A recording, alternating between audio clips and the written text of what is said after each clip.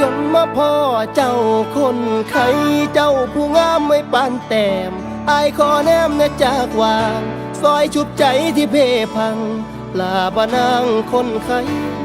สิเป็นไปได้บ่ท่านอายสิขอไปเคียงกายท่านเจ้าบ่มีภัย